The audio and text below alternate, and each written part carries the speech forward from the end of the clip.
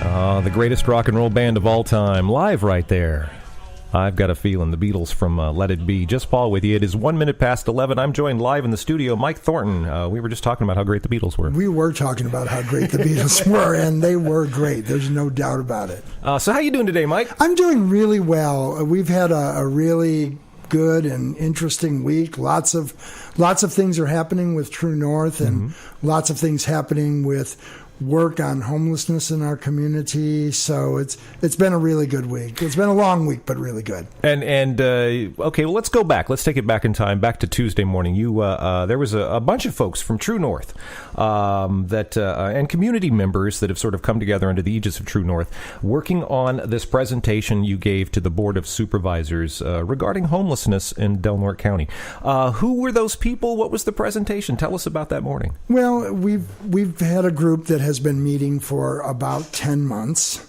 As you saw at the Board of Supervisors, we had some of the members of that group, Dr. Caldwell, Brittany Reimer, Jill Lapel, Mike Tompkins, who worked to put together the presentation. And that wasn't the whole. That wasn't the whole. Oh no, group? there's other people who have been involved, and some of them are out of town, and different people come at different times. But as on the whole, the group, the local organizing committee around homelessness here in Del Norte, has been meeting and doing research on homelessness, about what's happening here and not happening here, as well as other communities and what kind of innovative approaches and practices are being done. So we did all of that and came together on what our recommendation was to the board, which we made. We asked them to pass a resolution saying that ending homelessness, moving from trying to manage it to actually focusing on ending it, is a priority for the board, and asking them to engage actively in supporting a multi-stakeholder community-wide initiative in order to bring all of the stakeholders, including homeless people, to the table so we can craft sustainable solutions and work towards ending homelessness in our community. Is that the key difference or the key change that you were seeking, is to focus the county on ending homelessness as opposed to managing it? That's one of the keys. Okay. The other key, of course, is really committing to a strategic, community-wide, innovative process, multi-stakeholder group, where we will actually have, and the role that True North will play in this is, we will happily act as the convener.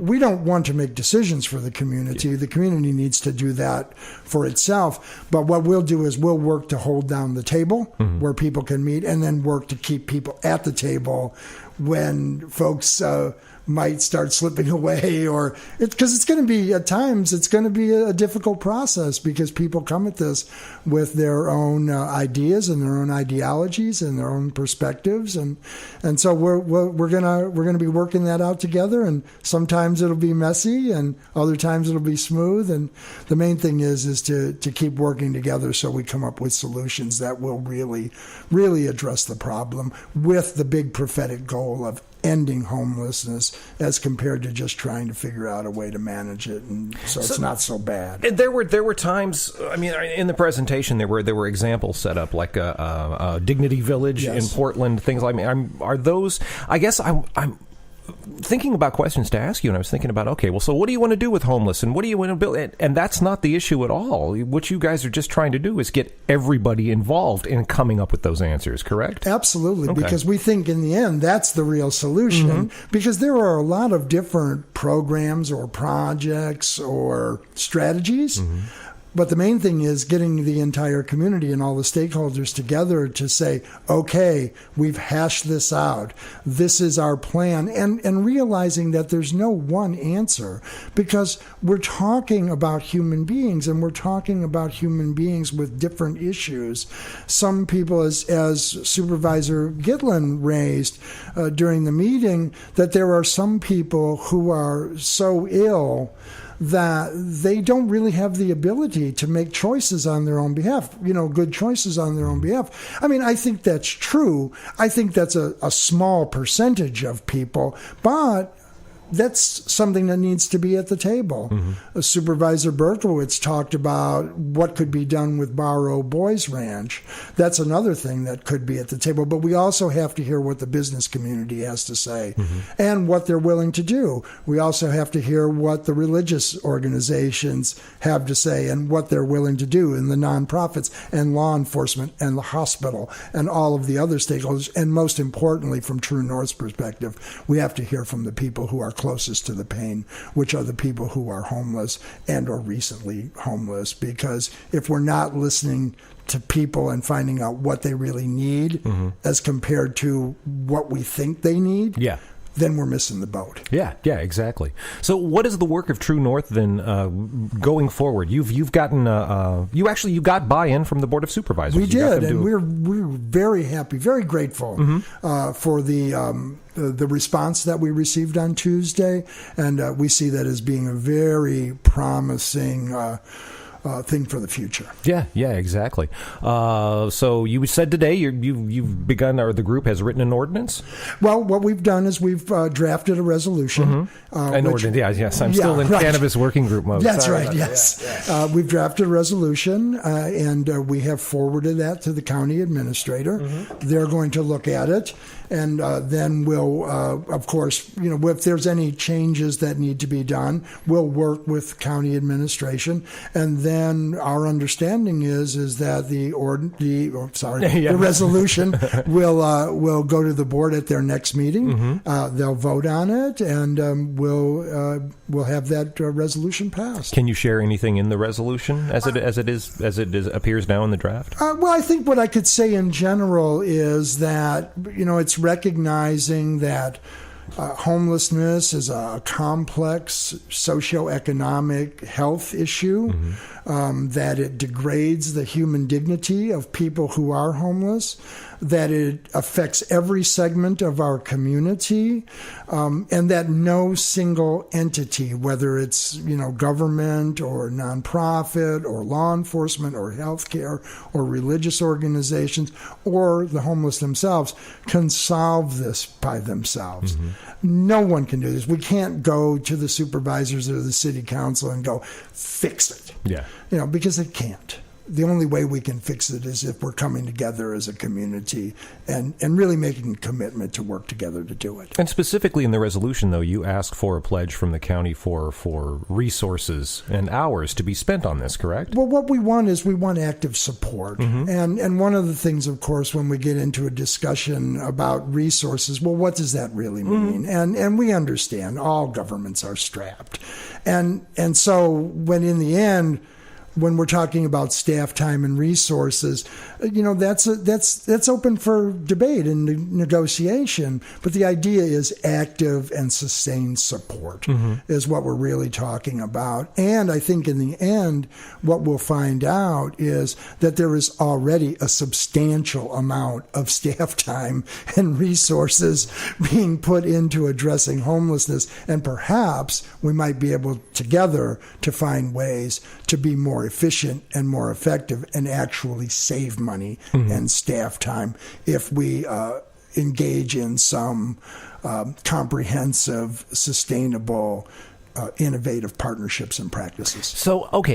So is True North then kind of owning that overarching role of keeping everybody at the table and steering? Because we've talked a little bit about Supervisor Cowan and her remembering quotes from the past and other things. I believe, I forget who it was who got up. It might have been Linda Sutter and commenting at the meeting and talking about there were plans for a small house village, a development built over by DMV, and that just kind of fell apart and went away. It seems like that enough time goes by, things cool down, irons cool off, everybody sort of mentally disperses, and nobody stays on task.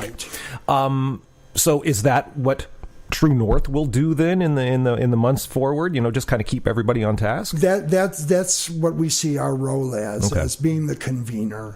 Is, like I said, holding down the table, working to keep people at the table. There's a really interesting process for working on big issues like this called collaborative innovation.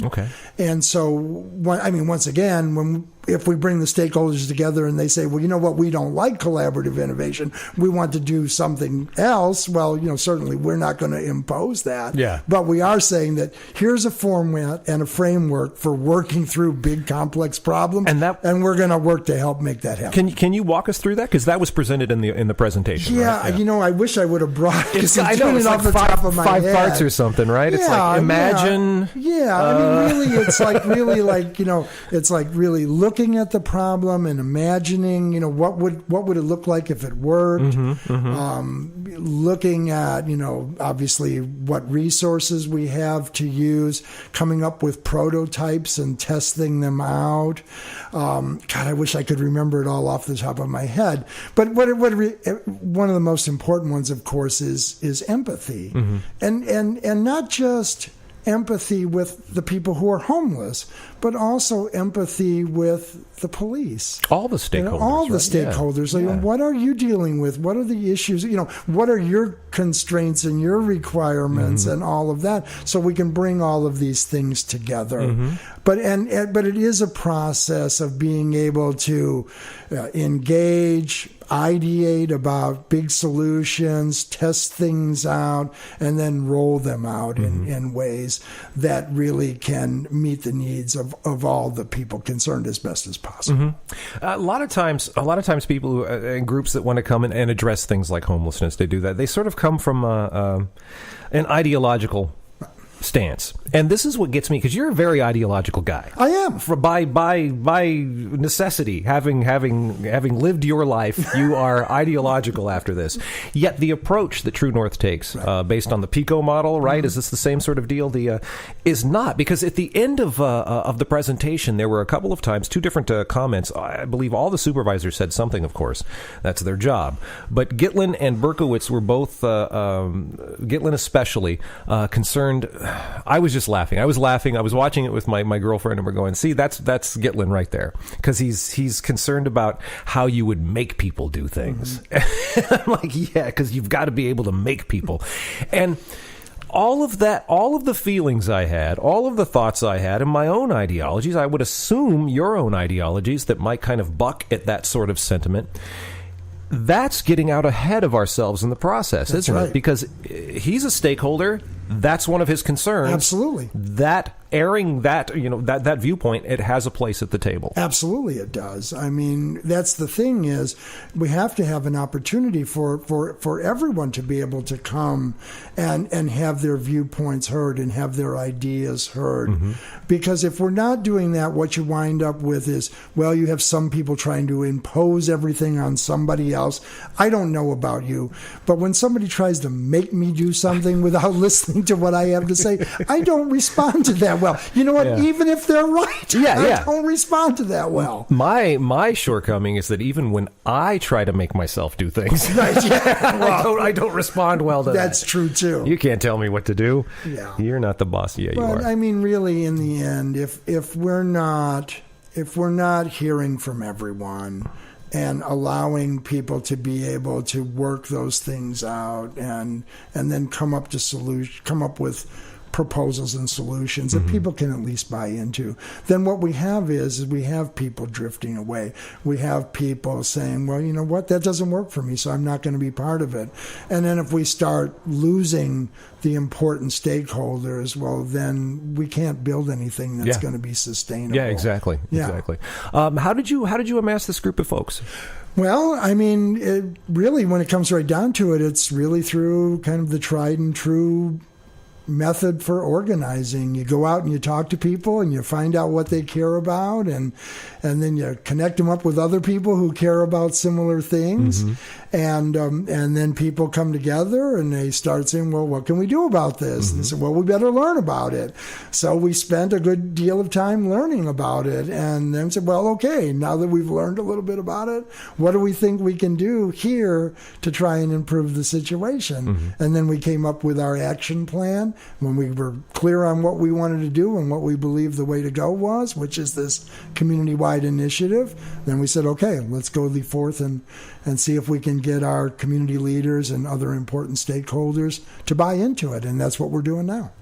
I love the I love there was a question at the end. Lori Cowan, Supervisor Cowan, was asked Dr. Caldwell, how often do you guys meet? Once a month? He goes, once a week. And she went, once a week? Well, we don't want to scare anybody. I doubt very seriously that the community initiative table will be meeting every week. But still, she was. But like, I can wow. understand why. And we get it. And it sort of gets back to the thing of nobody can do it alone. Mm-hmm. I worked in county government. I was not an elected official, but I was a news reporter for many years covering local politics and other things. I understand how busy they are. Yeah. They have a lot of demands on their time. And so it's like, oh my God, and you want me to go to another meeting? Yeah, but come on. It sounds like, oh my God, every week? But if Dr. Caldwell can do it. Dr. Caldwell has been great. He's amazing. Yeah. We really have appreciated his involvement. I think we as a community should appreciate his involvement just across the board. As with everyone. Because people who are involved in this effort are from all different walks of life, if you will. Mm-hmm. We have just a wide range of people involved, even in some cases, people who you might not think. Mm-hmm. One of the people who has really been involved and has been supportive of this effort is Donna Westfall of Crescent City Times. That's incredible. That's great. Yeah, and it really gets to the thing, which is, I think, a really important premise, is that when it comes to dealing with things like this, the perspective that we try to have, and it's not that True North invented it, is no permanent allies, no permanent enemies. Mm-hmm. We may vehemently disagree on 9 out of 10 things, but we agree on this one thing. Yeah. Let's work on that. Yeah. We can work together on that. We'll deal with the rest of it when we get to it. Mm-hmm. And I think that I had written a letter to the paper a while back, trying to express that sentiment, that we really need, as a society and as a community, to stop seeing each other as perpetual enemies and start seeing each other as potential partners. Yeah, we all live here. Yeah. And it doesn't, this isn't like some naive call that we're going to, roast marshmallows over the fire and sing Kumbaya, but there are really important things in this community that we really do agree on. Mm-hmm. And that more often than not, the values that we all hold really aren't all that different from each other. Sometimes they are. And when they are, they are. Yeah. But when they're not, and when we really can, if we would talk to each other as compared to talking at each other, I think we can actually more often than not come together and work on important issues and improve our community for all of us. All the conversations that we've had on KFUG regarding homelessness over the last 4 or 5 years, that's the one thing that I've come away from, is whether we're talking VFW, Roger Gitlin, the sheriff, anybody, clergy, local. Everybody cares. Everybody cares about homelessness. And it's not about let's eradicate this evil, this blight. It's not like that. Everybody cares about the humanity of it and about the social aspects of it, what it says about how we're doing as a society and a culture, everything. Everybody seems legitimately involved emotionally with the problem. For the longest time, I even wanted to see Roger Gitlin when he'd go off on the people out by Walmart or McDonald's who are panhandling, and I'm shaking his fists and getting all what I thought was like fascist about it all, just wanting to get them out of sight. And that's what he was. But subsequent conversations I've had with him and had him on the air, no, it's a deeper understanding of the issue, and I think a more empathetic. There's more empathy under the surface there. I think that, but across the board, I think Delaware County cares about this issue and wants to do something about it. Well, I think that's true as well. And once again, I'm not going to speak particularly about Mr. Gitlin. I don't know him that well to be able to do that. But what I think is, for a lot of people, homelessness scares us. Yeah, because that could be us. Mm-hmm. I have been homeless myself, so I know what it's like. And I think a lot of times people don't want to think about or realize that the vast majority of us are a couple of paychecks away from being homeless, or one serious illness away from being homeless. Biggest cause of bankruptcy in the United States is medical bills. Yeah. The fastest growing, let me back off of that because I want to be clear. One of the fastest growing demographics for homelessness is seniors. Oh, wow. You know, I mean, and students. As we were talking before we went on air, and as we said during the presentation, the numbers we got from the Del Norte School District is that they have 156 students listed as homeless. And as Supervisor Cowan was saying, well, that doesn't necessarily mean that they're in tents behind Safeway. But there are some. Yes. And I mean, if you're a young person and you're wondering where you're going to sleep that night, and maybe having to subject yourself to things that you wouldn't subject yourself to in order to guarantee, or at least try to guarantee, that you're going to have a roof over your head, how do you go to school? Yeah. How do you learn? How do you do all of the things to develop into the kind of person that we would want people to be able to become their full selves when you're living under that constant kind of stress. So like, couch surfing is homeless. Yeah. That's still a stressful situation. That's still insecure. And then I mean, so many veterans. I mean, if we support the troops, we should support them when they're back home too. Yeah, absolutely. And I've made jokes about the sign at the border, right, about Del Norte County honoring veterans, and wondering, did they get more benefits in Del Norte County than they do elsewhere? Are there fewer? Their numbers of homeless fewer in Del Norte County? But when I thought about it, and really thought about it, certainly through the work of the VFW hall and the commandant down there, Jerry, I want to say his name is. I'm so sorry. It's been so long since I had him on. I think it's Johnson. Jerry Johnson. Had him on the air a few times. Really cares about homeless vets. Sure. And about homelessness in general, and has like kind of boots on the ground sort of like ideas about how to address this issue, and setting up zones where they can be safe and where they can get resources, where they can get a shower and a good night's sleep. And so I was thinking, maybe in that little way we do in fact honor vets. I felt bad about, because I laughed with it at the meeting yesterday, right, joking about this thing, and it was a not a good thing to joke about, but it is one of those things that I don't know, is telling about the hypocrisies all around us, I think, to me. But then thinking about it more, I'm going, no, there are some people really doing good work for vets in Del Norte County. Oh, absolutely. There are people doing good work for homeless people in general in Del Norte County. I mean, there are people who are, going out and trying to engage and treat people with humanity and respect and food. And I know that some of the local churches are engaged in doing work and working on trying to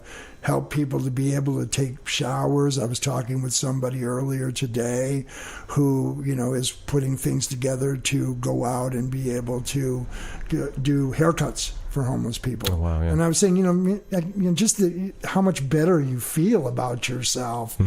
So there's a lot of good work going on. I mean, the work that Mike Justice is doing at Our Daily Bread. And, I mean, that's God's work. And so there are a lot of people doing good things.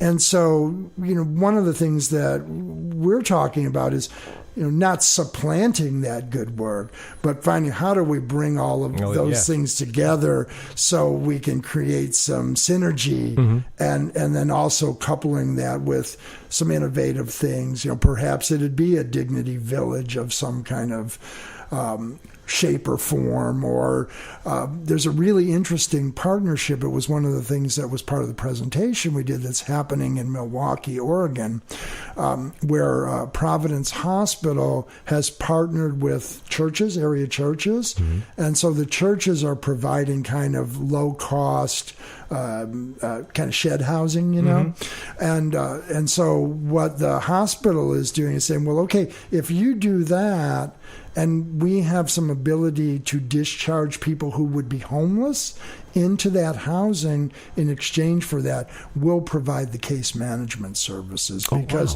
the churches don't have the expertise to be able to do that. But the hospital and healthcare system has the medical social workers and those kinds of things. So it's those kind of innovative partnerships and projects. Is it the answer for all of it? No. Is it a part of the answer? Yeah, absolutely. Could be. Yeah. Wow. So, Board of Supervisors this week. The next week, City Council. City Council on Monday. 6 o'clock, right? 6 o'clock. Yeah, we'll be going and really sort of doing the same presentation and really with the same ask, and then also, since we've done a draft resolution, we'll give that to the city and say, if you're willing to do it, here's one that you could take a look at. But because once again, we need all the community leaders and stakeholders on board, in the city and the county and, the various agencies and the churches and law enforcement and all of that. So we're going to the city on Monday, and we're going to ask them to get on board. So folks listening who want to lend their support, make themselves heard, be a part of this, what can they do? Oh, well, you can come to the City Council on Monday at 6 o'clock. That would be great. And then certainly you can also contact me. I'll give you my work number right now. Okay. And it's 707-951-5760. Since Tuesday, I've had a number of phone calls from people who are interested in getting involved. Good. And we really encourage that. It's a community-wide effort, and we need everyone in the community to be part of it. So can I ask, how's the van coming? I have to ask every time, because you're not working toward being homeless. You're working toward being houseless. That is true, and so that's my plan, and we've talked about this, and so I bought this van, and I'm converting it into an RV. Well, let me be really clear. I have some really good friends who are helping me convert it into an RV, because if I was converting it into an RV, it would be a mess. But it's moving along. Actually, I'm going over to do a little more after we get done here, but we got the tile in, we got all the paneling in, the insulation's done. I have a friend who put in a swivel for the passenger seat, so I can turn that around and read comfortably. It's like, passenger seat? Oh, no, I'm sitting in the living room. Exactly, right? Okay, cool. And then also you put running boards on it and all of that stuff. So it's happening. It's happening slower than I would have hoped, but I've got some really, really good friends who are stepping up and really helping me make this into a reality. Well, I don't know. I'm glad. In a way, I don't know if it determines how long you stay here in our community, but I hope it takes a while. So just stick around. Well, thank you. I know you've got, I really love being here. Before you take jump in the van with the dogs and head off toward Quartzsite. Well, I'm planning. I think I'm going to try to go for a month in the winter. That's okay. Yeah. All right. So is it like a maiden voyage kind of thing with it? Something like that. All right. Well, good luck to you. Or unless I make the maiden voyage, Oakland in October to go see Stanley Clark at Yoshi's. Oh, I got my tickets. Oh, nice, nice. So Yoshi's, is that the Yoshi's in Emeryville? No, in Oakland. There's one in Oakland? Yeah. Which was the one in? I thought there was one in Emeryville, like right in Emeryville. Oh wow, okay. Because I saw Pharaoh Sanders. At Yoshi's. Saw Pharaoh Sanders at Yoshi's too. Ooh, wow, when?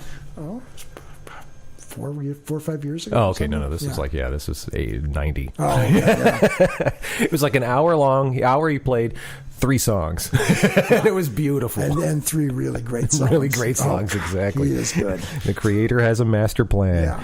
Oh, man. Well, Mike, thanks for coming in and talking with us and sharing this. I would like to get down to the City Council. I did not make the Board of Supervisors meeting, but I do want to go to the City Council meeting and be there for that, yes. Can I say one more thing? Please. It's not related to homelessness, okay, but I would really also like to let people who are listening know about Whose Schools Are Schools. Right.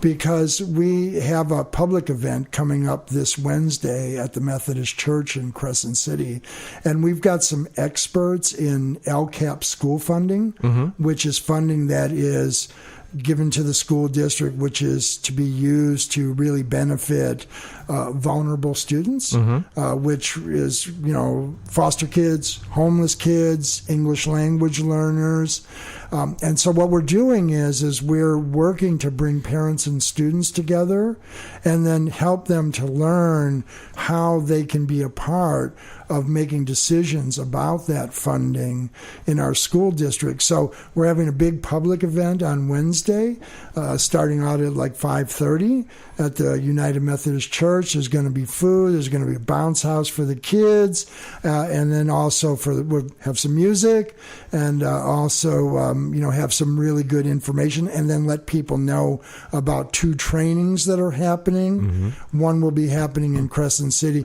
and then we're doing another one specifically in Klamath. Oh, that's fantastic. Yeah, because we've been working with the Yurok tribe along with the ACLU and public advocates and others to really make sure that the families and students who should be involved in the upcoming process understand how they can do that and have the tools and the knowledge to be able to be part of that. So we invite everybody to come out to the City Council on Monday at 6 and then come to the United Methodist Church on Wednesday at 5:30 to learn about what you can do in our school system. Fantastic. Get involved. I'll be at both of those events.